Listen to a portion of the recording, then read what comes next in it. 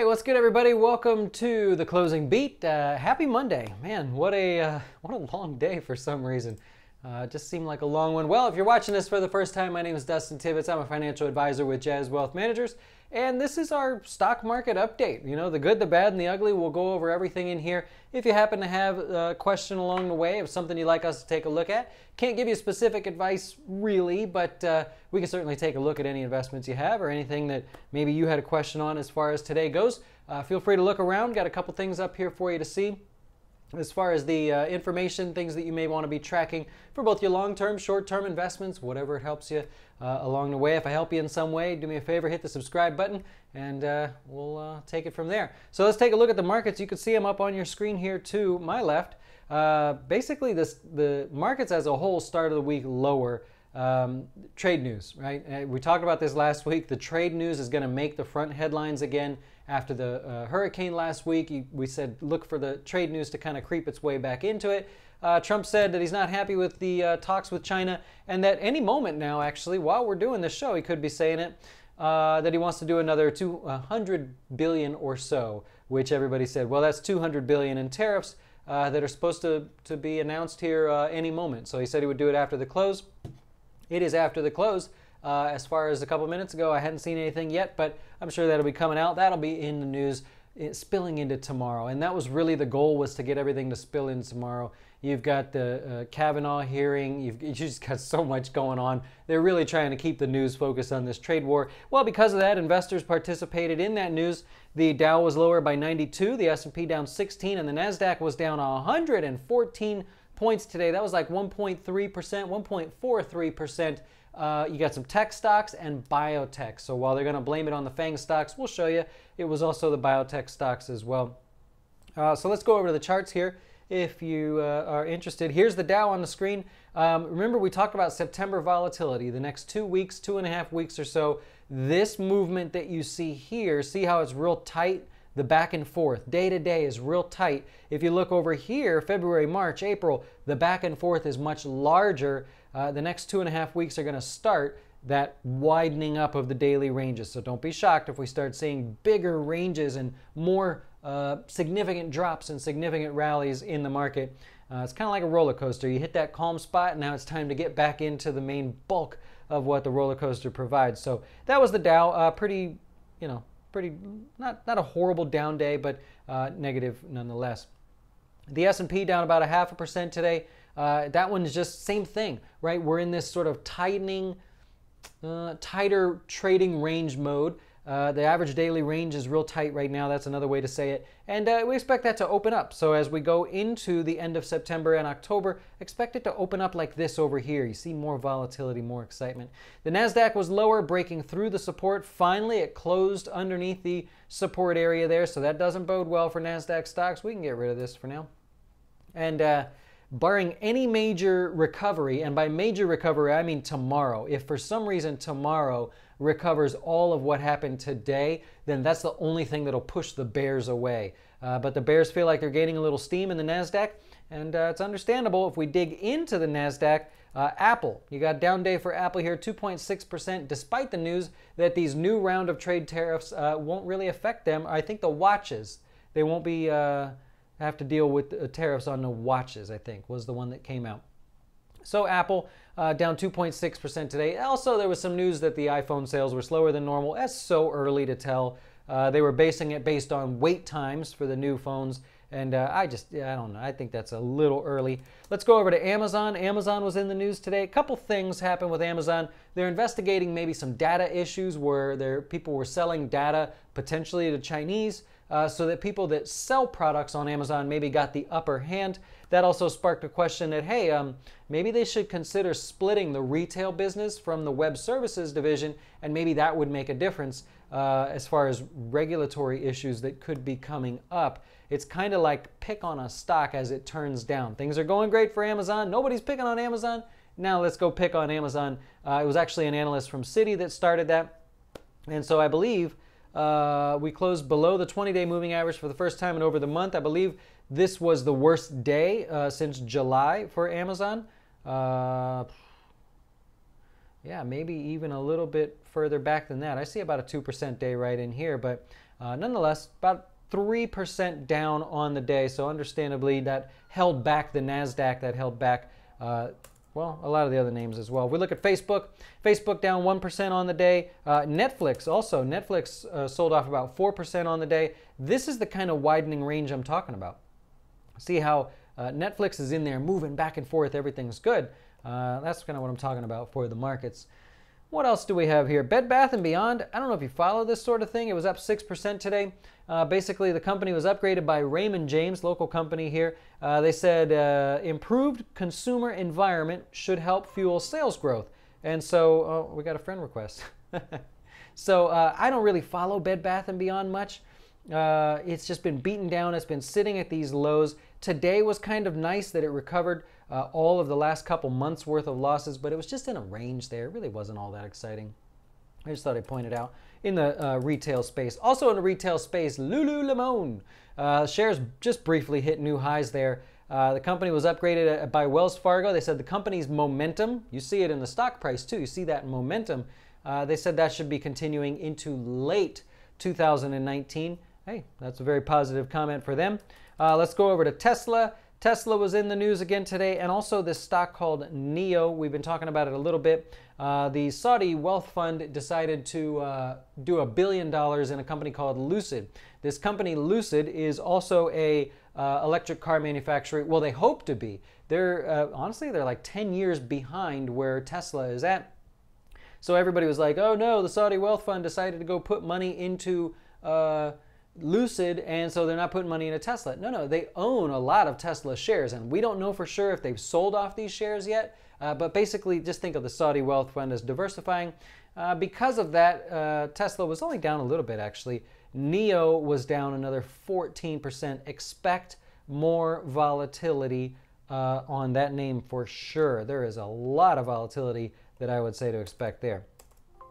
Okay, let's go over here. Oh, biotech stocks, by the way. If you're in the Nasdaq, it wasn't all the FANG names. It wasn't all Apple, Amazon, Netflix. There was a lot of tech stocks in there, but you had biotech in there as well. So a lot of the tech names, Take-Two, Win Resort, well, PayPal, Adobe, QCOM, a lot of those names took the day off, but you had a lot of biotech stocks in there as well. You could look at the biotech ETF as a whole and kind of see without having to dig through. 1.3% downside there on the biotech, Nasdaq-related biotech stocks. All right, I'll wrap it up here with just a couple stocks that I was pointing out. Remember Raymond James, we pointed this out on Friday. Look at that. It is pinching, pinching, pinching, pinching. We said nothing major is going to happen until it breaks above or below. Friday it went up to the top. Today it went back down towards the low of that range. We're going to keep talking about it because watch what happens when it breaks above or below. That's where the real excitement will start. Also, Harley-Davidson. Harley-Davidson, very, very close to breaking above the 200-day moving average. I know they've struggled a little bit with this tariff news, and they're making all kinds of adjustments there. But I just thought that was kind of interesting there. Kind of an interesting chart if you're following along. Also, the cruise ships. You notice the cruise ships every day just keep sneaking higher and higher. Carnival Cruise, Royal Caribbean, all sneaking higher here day after day after day. I thought that was interesting. And one last chart, ESRX. The stock, oh, it finished up 3.7% on the day. Look, the average analyst target on ESRX is $81. So what's happened with this one? Just a real quick sort of lesson, and you can leave if you got to go, but there's a real simple lesson here. The average analyst has a rating of $81. Means Wall Street as a whole, I believe there was 8 or 6 analysts that cover this stock, and they have price targets just all over the place, but $81. So they think here. Now, they're not saying it's a bad stock. They're saying it's a decent stock. They're saying that they think you should hold the stock if you own it. Now, what happened? Today, the stock took off. What was it? The Cigna. They got the deal of federal approval for Cigna to acquire Cigna. And so the stock took off. That's great. But what's going to happen now? And this just happened with, oh shoot, who was it? This just happened with a stock today, by the way. Was it Lululemon? Well, what's going to happen anyways is, so the average analyst target is at $81. Now that the stock's taken off, these guys look like kind of like idiots, right? So they're going to have to raise their price target. When they raise their price target, they're essentially going to upgrade the stock and they're going to say, yeah, it's doing better than we thought. We think it's going to keep doing better.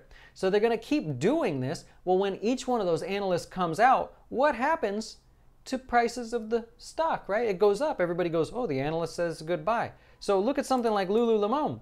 Same thing. They upgraded the company today. What happened? Stock price started higher, right? Actually closed higher by 1%. So keep that in mind that as we look at stocks, like this ESRX, I'll try to set an alert or something to see if an analyst raised their targets, right? If they raise their targets, that could mean good stuff for this stock price. You know, it's not really an opinion. It's just kind of like you watch this stuff day in and day out and you see how this all works. I just think that's what's going to happen on that stock. We'll see how it goes.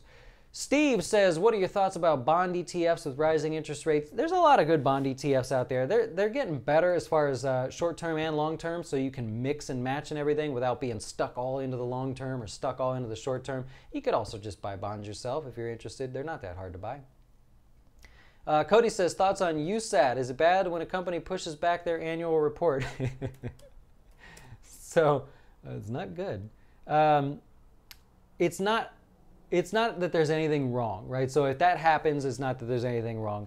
It does mean that they don't have their act together. Investors don't like to see that they have their act together. The analogy I'll use for this, what happened the other day, unfortunately on that news, is when that stock fell out of a 10-story building. You know, we make the analogy like today, like Netflix fell, okay, that's like falling off the stairs, the 2 or 3 stairs. Not a big deal. You brush yourself off, you go on your way. You fall that much, like USAT fell the other day, that's the equivalent of falling off a 10-story building. You may not get up from that. You may be one of the lucky ones that falls on like a shoulder and like busts up all this or something, lots of surgeries and everything, but you're not going to get right up. Someone's going to have to cart you away. That's what I would have to say about USAT. Apple stock got beat down. Yeah, but it's kind of like some of these stocks, you kind of want them, not to get beat down, but you kind of want them to pull back, I don't know, 5-10% or so, scare some people a little bit, makes other people feel like they got a good deal. That's what I think. We'll move through some of these for you. SWK, Black & Decker, it's like a snoozer, right? It's one of those companies that usually doesn't get a lot of attention. I wouldn't do anything with it until it gets back over the 200-day moving average. There is about half of the market that's below the 200-day moving average right now. If you want that as a sign or some kind of a signal as to, you know, what could happen. Also, I was going to do a class on the global markets, how the global markets are positioned relative to the U.S., so just got to find the time, but we'll put that together. You still don't know how I view these comments after the video is live. You just watch the video again, and then the comments play back. At least that's how it works. I follow a kid out of Texas, just in a different industry and everything, just a YouTuber I like to watch. And when you watch the live videos, it replays the comments, so there you go. Well, thank you, Edison. I really appreciate it. Cashed out your E-bonds this year. Wasn't amazing if you... Well, you know, it's what it is. It's getting better out there. Anyways, let me make sure I have covered everything I want to cover. Did I cover the gold miners? You guys follow the gold mining stocks? That tried to recover today, too. That stuck out on my radar. It was one of those sectors that fell off a cliff. Not sectors, but one of those categories that fell off of a cliff. Here's the gold miners. This big day right here, right? We just did a thing like this for our customers to show a big, strong move with very strong volume. Look in the background, that volume there. So today the miners trying to have a good day as well. And transports, they were doing okay to start the day, at least for a moment. Then they sold off about 1% on the day. You got FedEx that just reported earnings, and FedEx is down. I believe it's trading around 250. So FedEx is going to drag down the transports a little bit tomorrow. It's one of the bigger positions in the transports. It may be dragging down. It's sort of starting to pull down UPS after hours here too. Not too bad, but you get it. FedEx down at about 150. So I hope that helps you. That's all I have for you today. We'll be back tomorrow. There'll be no Dow show, but I'm going to do a complete overview of AMD. Those of you that like AMD, I'm talking technical analysis, fundamental analysis. I want to test a different type of video that's more to the point. So let me know what you think. We're going to post that tomorrow at 1 p.m. Eastern because we will not be here for the Dow show. So let me know what you think. If it's good, bad, or ugly, I can handle it. I promise you. Not really. Be nice. And we'll talk to you tomorrow. Why should you choose Jazz Wealth as your retirement or long-term investing service? Our portfolios are managed by us, not some faceless mutual fund manager. Our private classes will teach you everything about investing and getting your dough straight. Best of all, our fiduciary standard means your best interest comes before ours.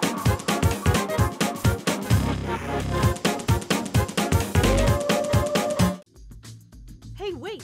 Before you go watch one of our other great videos, have you had a chance to see our new Fin Tips videos? They focus on one topic at a time, covering investing, personal finance, and anything that can quickly help you with your dough. Best of all, we'll keep it real short, because we know time is money.